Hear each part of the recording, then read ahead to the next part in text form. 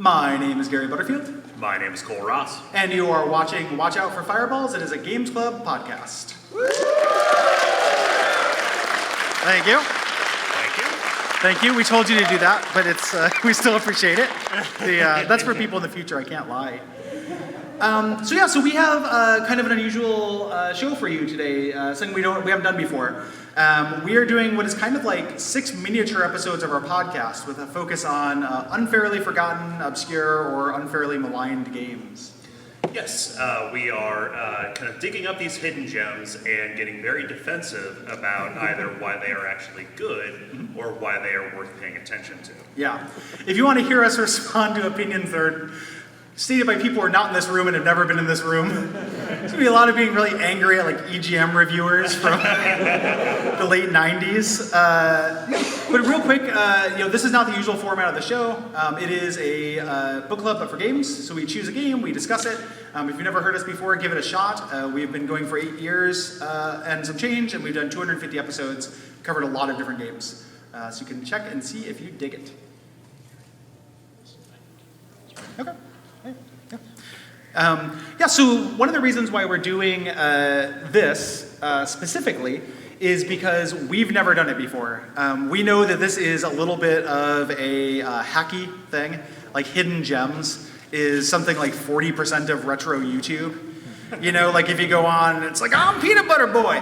Welcome to the old game showcase. You've never played this, it's Sonic 3? You know, and stuff like that. But we've never done it. And because we're raging egotists, we felt like our version would be worth presenting. So we each chose 3 games, and I will go ahead and get started with mine here. The first one, and if everybody can make noise if you like this game and have heard of it, because it'll make us less defensive. And that game is 1993's Sega Genesis Ranger X. People know Ranger X? A couple people know Ranger X. Ranger X is a weird game. It is kind of a run and gun. It has the kind of visuals of a run and gun game, like a Contra or what have you, but is a little bit more complicated than that. I got this randomly from a thrift store, probably when I was like 17. I was a second generation Genesis kid. Grew up with the Super Nintendo and then had my own spending money and decided to see what was going on the Sega Genesis. I just realized Cole is controlling the slideshow now. So you guys want to see this thing. So I do have to wait for him. It is quite all right. Yeah, we will be back. How can I kill time? What if we just staring contest this? Blink. Lost. Blink. No, that's so much weirder at this than it is. Since I didn't get picked up on the microphone, someone from the audience said, "Tell us the vasectomy story again." So that implies 2 things if you've never heard of us. Like 1, there's a vasectomy story. 2, people here could have theoretically heard it already. So anywho, I decided to get a vasectomy, and I went in. And I had this is the abbreviated version because Cole will be back any moment, I'm sure. I had in some cases the best case, in some cases the worst case doctor who was a young gamer. So when I first came in, the nurse asked me leading questions about what kind of music I liked. And I was like, oh, like old stuff? And she was like, CCR? And then I was like, yeah, like Creedence Clearwater is fine. She's like, okay, good. And then the doctor comes, and after the nurse had like scrubbed me down, like, and I'm just laying naked face up on the table, basically, like just all my stuff showing. The doctor comes in, looks over at the stereo, goes, CCR, nice. Did you pick this? To me. And my life is in his hands, so I'm like, yeah, I love them. I love CCR. So he goes, gives me a couple like meaningful nods.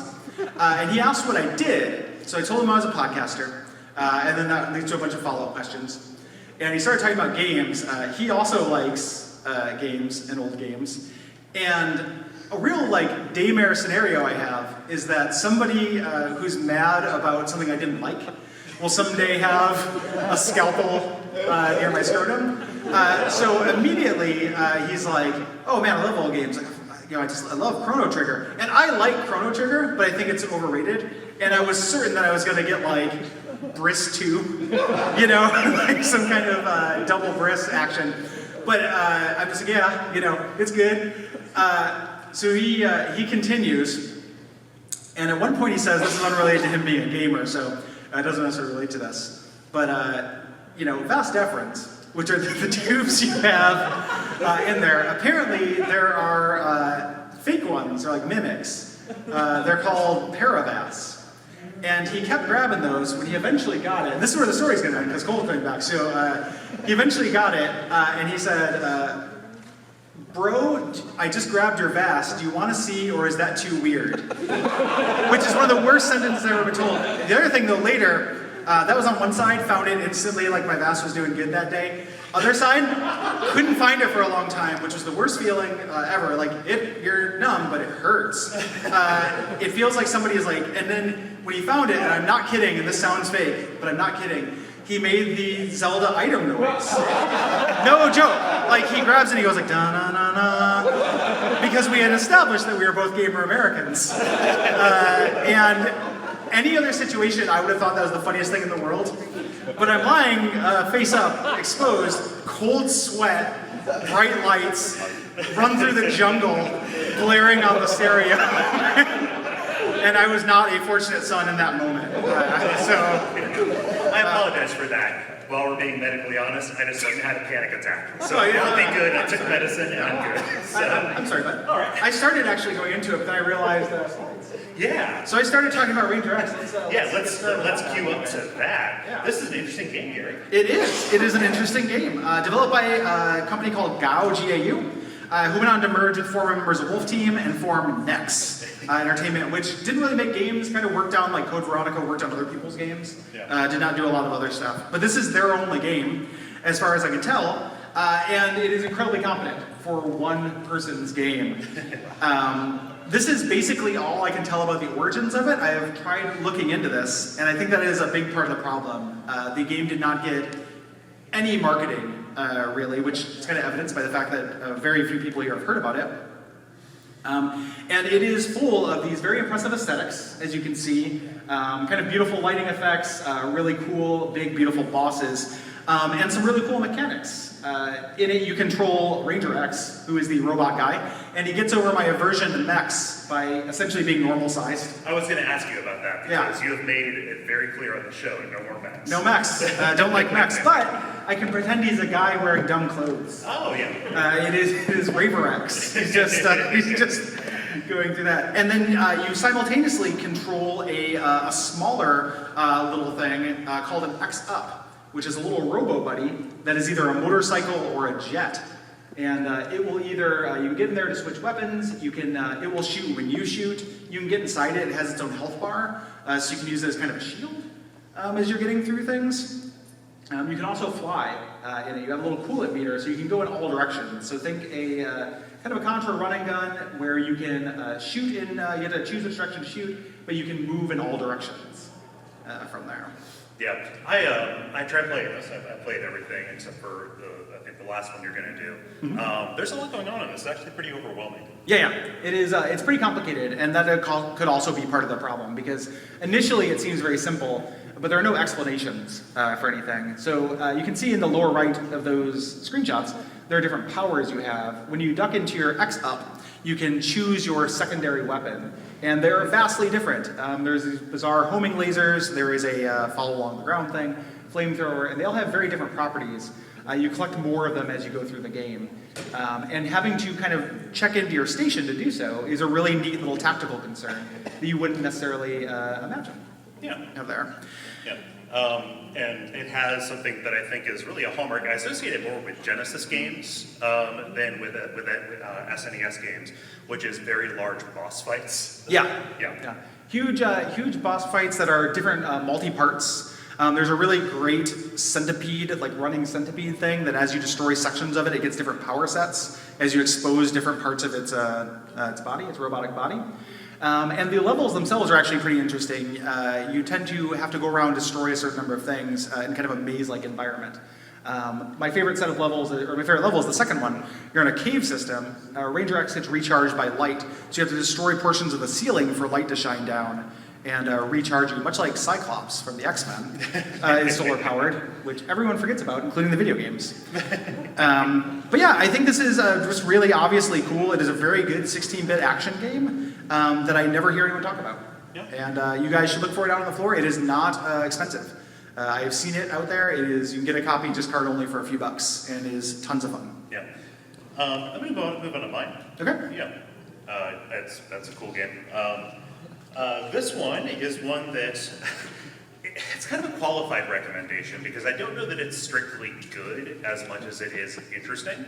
This is a game. Good. While you're gone, I established a thing. Yes. Who here has played Ghoul School or knows Ghoul School? Any Ghoul School fans? Okay. None. Yeah, that's the thing. So you're winning so far with the Obscurities Award. So. My other ones are more well known, and I'll be making a more impassioned defense of them. But it's difficult when thinking back on NES games because things that people don't know about are either really bad or they already know about them. Yeah. So it's like I said, it's a qualified recommendation. It doesn't have the greatest pedigree.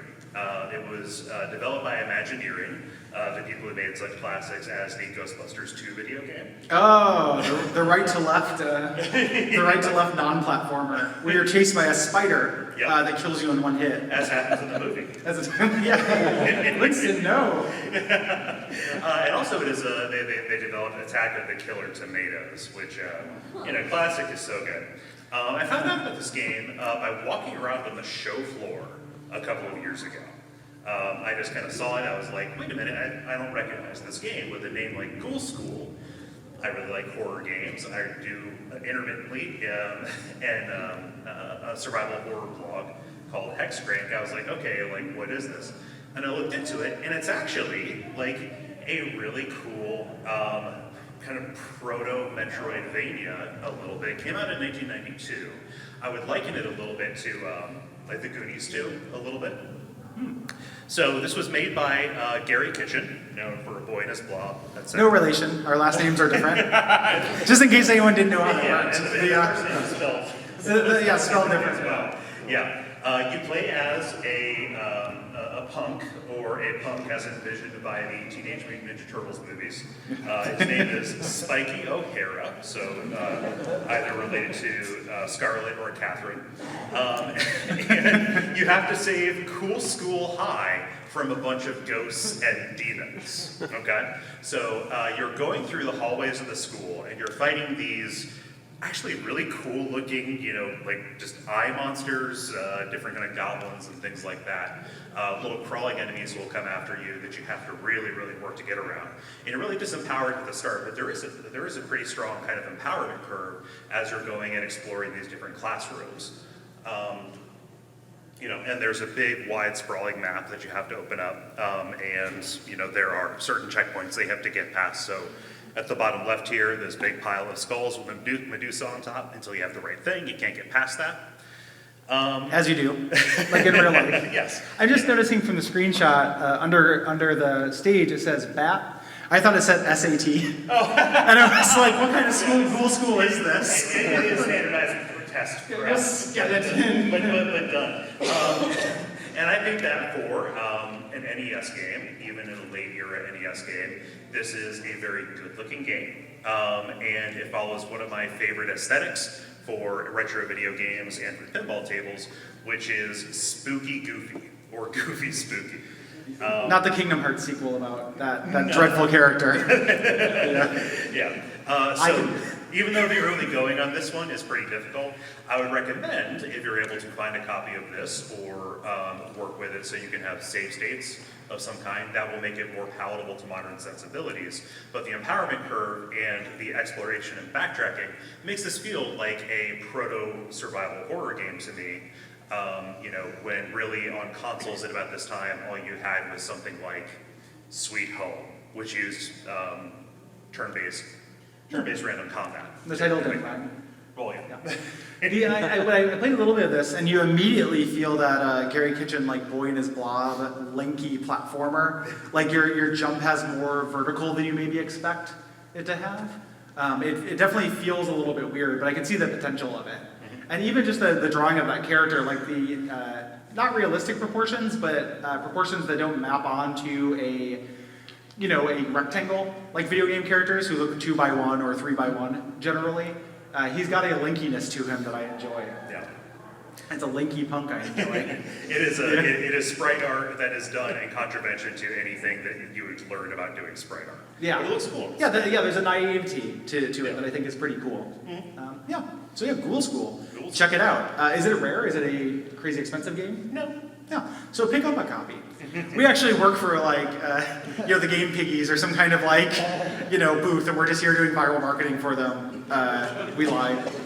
The next thing I want to talk about is a game, 1986, a game called Alter Ego. Does anyone know Alter Ego? Got one Alter Ego, a couple Alter Ego people. People who personally know Gary know about this game. Alter Ego. I've been evangelical about this since high school. 1986, this came out on the Commodore 64, the Apple II, the Mac. Later it's ported to iOS. You can play it in your browser. It is basically on everything. And I found this on Home of the Underdogs. If anyone remembers that, Home of the Underdogs, very cool, abandonware site back in the day. And this is a fascinating game.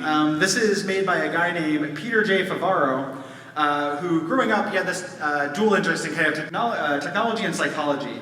And he ended up ultimately going on to research the psychological aspects of games. And in that research, stumbled upon doing this. This is his only game that he has put out. However, he currently works as a psychologist for an esports concern. And his website, if you go to it, says, email Dr. Favaro to learn about his new game, which I did, and got a shockingly quick turnaround for what is definitely his regular email address. That was a forum thing about a game he's making where you control a spectral force / djinn, aka genie, in Grand Central Station, choosing to help or hinder people's plans, including blowing up Grand Central Station. And the end, it has this great sentence at the end where it's like, will you be powerful or djinn enough? And I've never considered whether I'm djinn enough for anything. Any of us are until we play the game. Yeah, we have to become unto djinn. So Flipside Tactics is the name of the esports concern he works for. But despite the fact that that is all comical, this game is really neat. He set out to let players simulate another life. You go through this game, you take a short personality quiz, and then you enter the game, and you kind of in a board game fashion, you flip over this series of cards that correlate to different parts of your life. So health, social, family, work, school, things like that. And then you do a little multiple choice. You make choose your own adventure style choices, and they impact your stats. And then depending on what stats you have and what things have happened, you'll get different events. It is really impressive. There are many different stages of life. You start off in utero in this game. You start off not wanting, choosing whether you want to leave the womb or not, which makes Fallout 3's intro look like garbage. And then, depending on how things go, you can go into, peacefully die of old age, or you can get, abducted, or you can get cancer and die, or you can get murdered in an alley, and the amount of different kind of variation is really shocking in this. Yeah, I played this on iOS, and it's a very good fit for that, actually. This is not an action-heavy game. It is a strategy or a role-playing game in kind of the most shockingly literal sense. You are making a choice for a human character in relatively realistic situations. I only got to the end of the childhood phase, but it said that I was sociable, positive, and not very healthy. Oh, Yeah, so turn out a 3 ain't bad.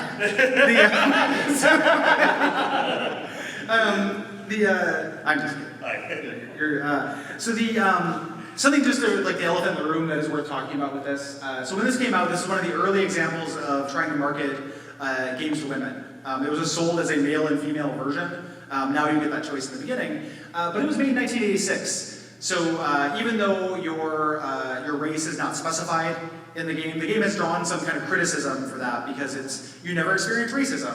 You're not called a white guy in this, but you're treated as a white guy would be treated in 1986. There is no spectrum of gender things in the game. It is very much a time capsule. I think it's valuable as that. The people who steward it now are called Choice of Games. I think it's called Choice of Games. I've got it in here. But they've got a really, really good statement on their, Choice of Games. They have a really good statement on their website about kind of their attitude, like, we understand this, changing this would be rewriting it completely. This is maintained as an artifact of the 80s. So there's a lot of like quaint stuff in it, like you can buy a house. I don't know if you can imagine that, but like you can just get a job and buy a house, it's really easy. You just choose to go to college. So if you want to, it just happens, and if you don't want to, it doesn't happen. And if you don't do it, you can then just get a job. Like it's all pretty amazing. But you have this real sense in this of role-playing. Like this is a role-playing game in the truest sense of the word.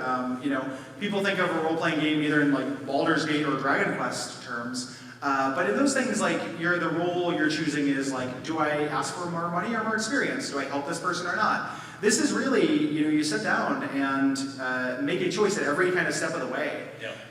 It takes place in the modern day, like Earthbound. Yeah, yeah, exactly. The modern day, like Family Ties. And there's also the writing is very charming in it. One of the slides I have here in the lower left, I just did screen captures from the childhood phase because I've played this game a million times. But you're drawing on the walls, and then draw on the paper or draw. In general, that's cute. The lower right is you learning to use the bathroom by yourself, and there are all these, you're constantly put in this situation where you can choose to kind of do the thing you know is good and get the good boy points for playing a game, or you can play this character like a car you've stolen, and my parents are having dinner, and I'm gonna go shit. In general. And you get in trouble and it damages your relationship, but it's still, you get to see what happens. It is a fascinating game for that. Yeah, something that I like about it is you're not just given a choice of what to do, you're given a choice of your disposition while you do it. So you can see here, you can choose to be either artistic or impulsive, and you can choose to draw on the paper or draw in general. For this one at least, all four combinations are correct, and they will affect your stats and give you a different readout in different ways. Other times, there are kind of dispositions that do not have compatibility with particular actions. Yeah, you can't say you're kindly like stabbing a person. Right. Like I stabbed a hobo artistically. Like it's not that high concept. There's no art crimes in it. But yeah, it's really, really cool. It is easy to play. You can play it on your phone right now. You can play it online for free. I really recommend it. One of the absolute first life sim games came out a year after Little Computer People, but way deeper than Little Computer People, and just like a really remarkable game that I am disappointed more people have not played. Yeah, but maybe now more people will. Yeah, don't disappoint me is the subtext of that. If you know what's good for you. No. This is great. You told me about this several years ago. I fired it up, played about partway through. I continued playing it last night, even after I did my research. So. Yeah. Good stuff. It's good. Let me see here. For me, this one, it's going to get into things that are a little bit more mainstream that you are going to know about. Who here has played Legend of the Mystical Ninja for the SNES? Okay, I did a bad job in picking a hidden gem.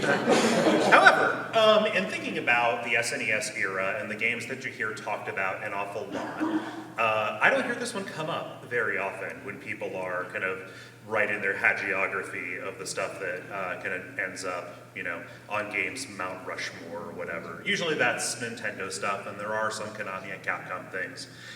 Even within this series, we didn't get very many of them here in America. This came out here in 1992. And when people talk about the series here, they either say, oh, I liked the N64 one, and that's a good game. I like that game quite a bit. Or if they're really knowledgeable, they say, oh, the one we got on the SNES is garbage compared to the sequel to it that we didn't get here. However, even though that may be the case, that one is also very fun. I would like to make a case for why this game is really worth another look, and should be kind of seen as one of the, good, best, a great game on the SNES. I first played this at my cousin's house when I was really young. It was just one of the SNES games that they had among their collection, along with Mario World, Mario Kart, Mario Paint, Mario Contra, Mario Castlevania, any of those. Man, when I play Mario Contra. It can still happen.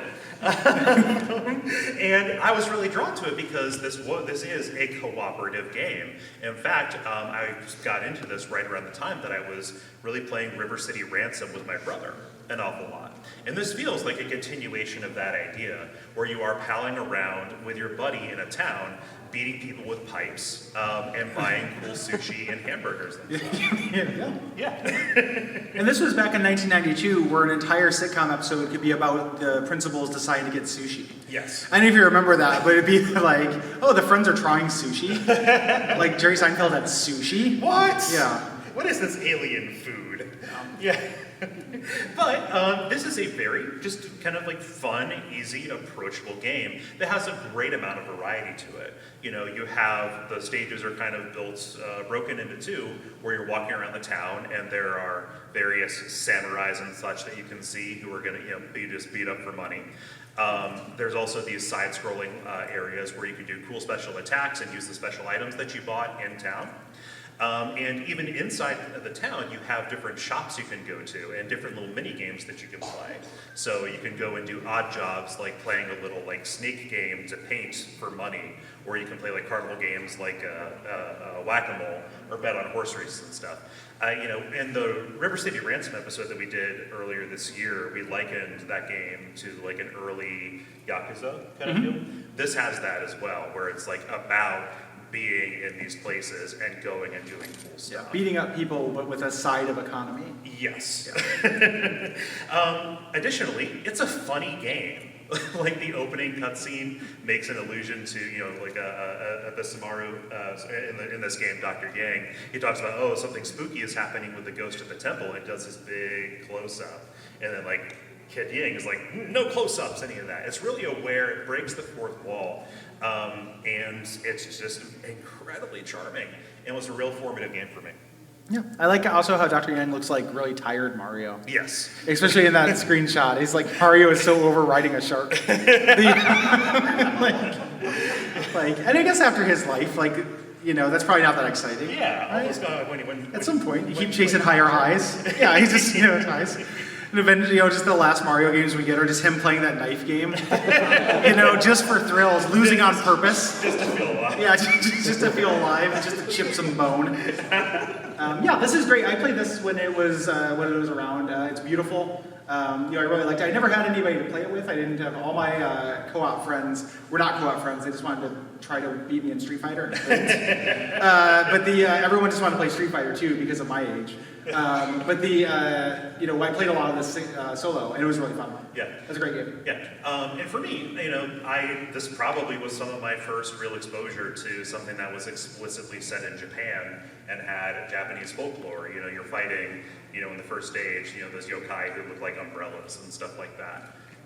And sharks. Sharks. This is pretty fun because when you're moving from stage 1 to stage 2, you choose a different travel plan at the travel agency.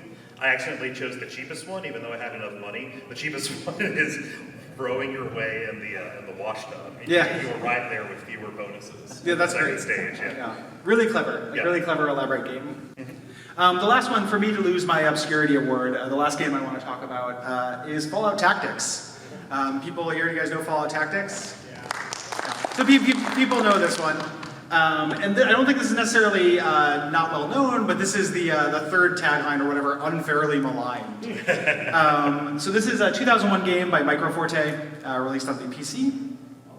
I found this at a Walmart or Target or what have you, because it had Fallout on the title, and I love Fallout 1 and 2. Those are some of my all-time favorite games. And of course, when I first got this, I was disappointed, like people are when they get this and they expect Fallout 1 or 2. It's not that. This is a totally different spin-off. It is inspired explicitly by Final Fantasy Tactics, and is part of this really, really weird subgenre of Jagged Alliance likes, of which I think there are 3 series. This is, it's kind of like the third-person RTS. How there's Brutal Legend, Sacrifice, and that's it. The people just Pikmin. It's just not a very popular genre. But I think this is really worthwhile on its own. It is, if you are a Fallout lore or world or flavor person, even though this has been excised from the canon, I think it is actually pretty interesting, dealing with a splinter group of the Brotherhood, and it's when the Brotherhood are still jerks. It's before Fallout 3 made them into knights. They're still assholes, and the kind of distinguishing factor is they've chosen to recruit from the outside. So this game has this kind of like military-esque fashion to it, including having Arlie Emery as your drill sergeant. And It's like Arlie Ermy. Ermy. Yeah, it sounds like Army. I'm pretty sure it's Emery. I just wanted Do you know how Kubrick picked him for Metal Jacket? I've told you the story 5 times. I mean, tell me again, because it's if I said yes and then we just moved on, it'd No, make for an incredibly weird podcast. Oh god, and then joke has turned into a nightmare. No. he did his yelling at people thing for like a half hour without repeating himself while being pelted with tennis balls from a tennis ball launcher. Yeah. That was impressive enough. Yeah, that's how Kubrick recruited all of his actors, actually. Yes. It's really weird. Shelley Duvall, like, poor woman. The story is not great shakes in this, but it's also not embarrassing. There's this whole idea of Vault Zero and this army of robots. And the game, no one's gotten to the end of this, but it actually does pretty interesting things where at the end you can merge with the AI, and depending how you've played, it will limit your options. So if you have been inclusive and kind to the different societies of the waste and different races, then you can enforce that and kind of like a merge with Helios style Deus Ex ending. But if you've been scorched earth and been a real jerk, that option's not available to you, which is really, really neat. But the big draw here is the gameplay changes. This is basically little dialogue, little quests, but a really much more robust Fallout combat system, where you have different modes. You can do straight up turn-based. You can play it like Fallout, which is not recommended because it plays very slowly. But you can also play it in kind of a semi-real-time mode, where moving does not cost action points, but actions do, and you set characters up to Overwatch. And there is a lot of meticulous planning of ambushes in this game, which is immensely satisfying. Making a noise and positioning your shotgunner on one side of a door, knowing that the raider is going to come through that door and you are going to automatically blast them as soon as they come through, is really, really fun in this game. Really satisfying. Yeah, it's like setting up attacks of opportunity before 3rd edition. Yeah, yeah, very similar. In D&D. And it is, like, a good comparison for this, I think, is if Fallout is Baldur's Gate, then this is Icewind Dale. It is the combat-focused version that has some improvements, including an Icewind Dale-esque focus on constructing a balanced team. You have 6 of your different people here. You kind of play a metagame at your base where you recruit different people or reject them based on their stats or what you need in your team, and train people up to fill different roles in your team. And the big thing for this, for me at least, is that as I get older, I favor really slow strategic games more, because I am slower than I used to be, but I'm also more strategic. Thus the Peter Gunn theme when he came in to set everybody at ease. And I find this game really satisfying to take an hour, the missions are very long, and meticulously clear a map from one side to the other, and just kind of dismantle these gameplay scenarios, these different formations and setups and ambushes and such that the raiders have. And then it introduces wacky stuff like vehicles. There's multiplayer in this game where you play different races, including a dog. So if you want to have a team of 6 dog meets, you can, and see how that would work in Fallout. And it also came with a tabletop wargame variant set of rules for it, which is really, really neat. And I've never played that because I don't have wargame friends. Because I have friends. It is not meant as a specific burn. It just had the, burn in general. And just a general, burn in general, artistically. But I feel like this is a game that I want on here because it has a really bad reputation because I think people don't go into it with the right expectations. I think if you come into it thinking it's going to be Fallout 3, it's not. If you come into it thinking it's going to be Jagged Alliance 2, but with Fallout flavor, it is. And Jagged Alliance 2 is rightfully really well regarded. That's a great game. So if you like tactics and you like strategy games, check out Fallout Tactics. For me, as somebody who really only became aware of Fallout, kind of in the mid-2000s, I was not necessarily a big PC gamer, in the late 90s when Fallout would have been, the game to get and the game to play. I really associated Fallout Tactics with another bad Fallout game, Fallout Brotherhood of Steel. In my mind, those were just merged. Well, you know this is called Fallout Tactics Brotherhood of Steel. Is it? Yeah, so that is the subtitle, so it's not your fault.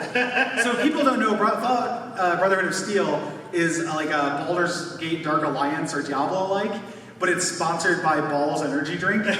So you're constantly, and you know, Fallout has a soda.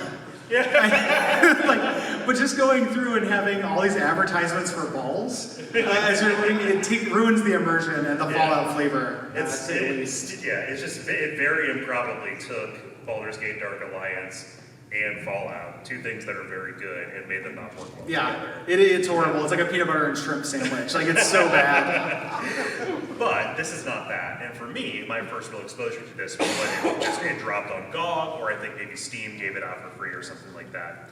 Correct me if I'm wrong, this is the one that takes place in the Midwest, too. Yeah, this also takes place in the outskirts of Chicago.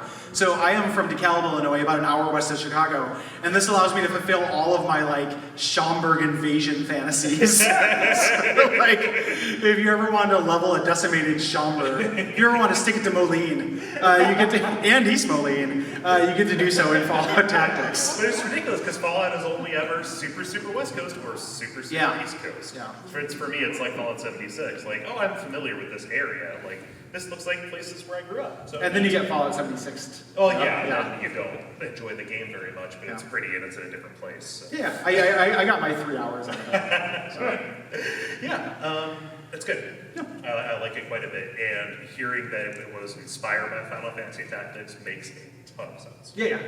It's a similar kind of spin-off. And also, it is what I would use to bait a trap that I needed Gary to fall into. Yeah, both those words are extremely killing words to me. Like, oh yeah.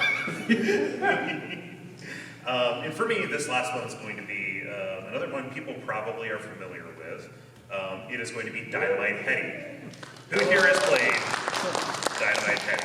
Okay, cool. We got claps and hands. A couple of heady heads. Okay. Got heads. Heady heads.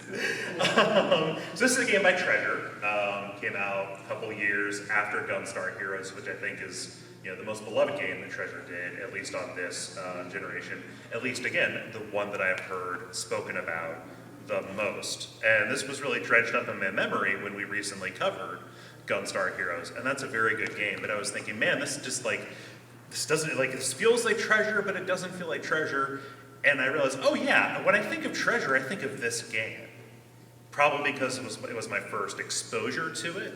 I don't know how I ended up with this. I probably saw it in GamePro, asked for it for Christmas, as things do. But this is a game, it's a platformer. It's one of Treasure's platformers, not one of their, to me, just unplayable shooters. I'm not a fan of their shooters very much. And your play as Dynamite Headdy, this kind of marionette, who has a detachable head that he can actually fling at enemies, and that is his attack. He decaps to attack, as it were. But it's a little bit like Kirby to a certain extent, because Headdy can get different heads that give him different abilities. So ones that give him, energy shields around him, ones that make him faster, jump higher. There are sections of the world where you have to get the head that makes you super tiny, so you can go around. Treasure playing around with scale in a very entertaining way that has kind of become a hallmark of that studio, or had become. And this is a very difficult game that has some very cool bosses. You can see up here, it opens with this amazing chase scene. You've got this robot who is going and throwing buddies and your buddies in his basket on his back. You have this big marionette who goes around putting on different costumes that you have to knock the pieces off of, like you would associate with Treasure and Gunstar Heroes, etc. This is a boss-forward game that happens to have some pretty good platforming with a good amount of variety. There is one level that is like a shoot 'em up. Very far into the game. It's like when I got to this as a kid, it was like, whoa, I didn't buy a shoot 'em up, but here one is, and this kind of blows my mind right now. You don't have the balloon dog circus boss. No. Which is the one I remember from when I played this back in the day. Yeah, the one with the weak spot on the tail. Yeah. And the little angel that comes in. Yeah, it's target. Yeah. It's a really inappropriate ad to put in the middle of it. Where do you think I got the game? But yeah, I don't know. this is a demanding game, but I also think that the variety works well to its benefit. Every boss asks something different of you, and it has this whole metaphor built into it, where everything is like a puppet, like a stage play or like a puppet show kind of thing. You can even see here, like on the chase scene, like the trestle underneath the track as you're going on. You can see like your health meter is this kind of spotlight up on the stage here, and like you will just go and like you will end up fighting like stagehands who get caught out in front of the set accidentally as it goes on. Parts of it'll fall down. And there are like some 2.5D portions built into this that are like Battletoads, but the hardware was ready for it. And so you can actually like navigate the 3D in a sensible way. It's the best thing anyone's ever said and used the phrase like Battletoads. I'm trying to think of anything you describe like Battletoads that's good, and I'm like, oh, character design, food, games, like nothing sounds good. Like if you had a spaghetti dinner and it was like Battletoads, I was like, oh. Yeah. But I think that, in going back to either Unreasonable, I don't think that there are a lot of people who have very strong complaints about this. I think the biggest ones I've heard have been aesthetic, that, it's pretty visually noisy, sometimes it's hard to figure out what's going on.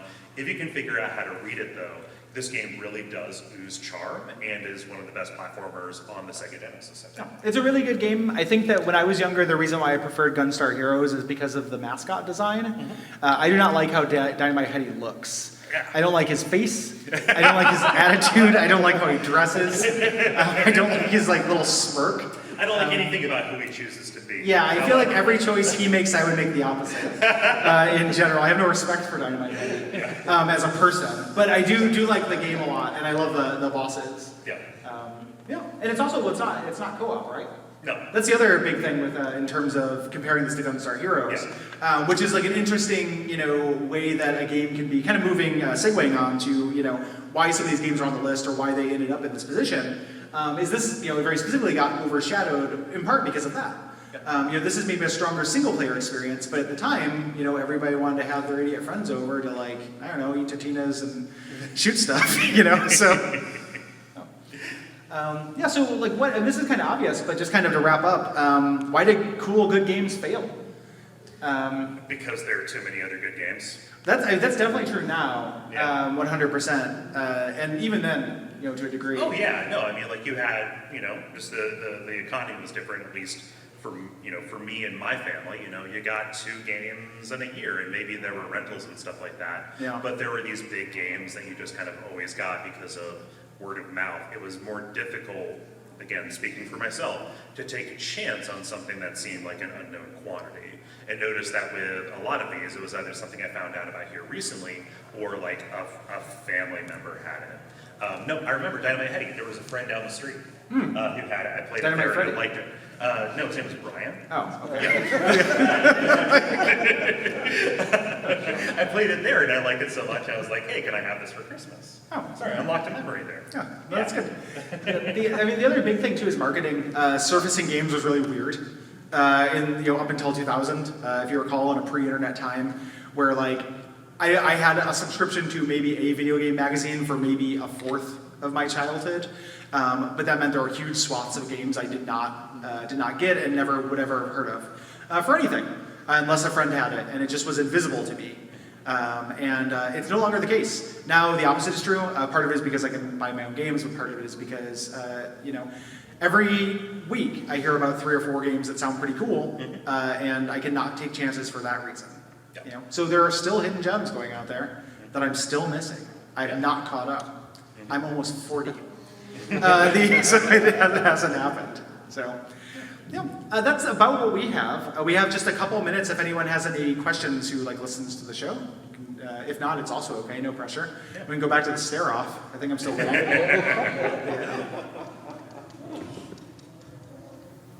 Yeah.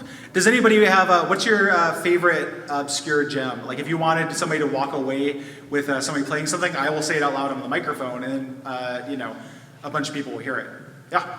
Swords and Serpents by Interplay for the NES. Yeah, Swords and Serpents, which I think is a 4-player like role-playing game. Is that true? It's a multi-tap game? It is a 4-player wizardry-style dungeon crawler. Yeah. Every person plays a different party member, and the party members are saved by a password, so you can take your password, you take your character to your friend's house. I played that as a kid. Yeah. Swords and Serpents by Interplay, super cool. By Brian Fargo. Mm-hmm. Yeah. My boy, Fallout fame. Yeah. Anybody else obscure thing? Yeah. Tara, you're first. And then Star Tropics 2. Star Tropics 2. Yeah. I haven't actually played that one. I played a lot of Star Tropics, but I haven't played the second one. Yeah, the second one is not nearly as popular. Yeah. It's widely hated, in fact, but I don't know. I think it's good. Yeah. In front. There. I was going to say, no one can stop Mr. Domino.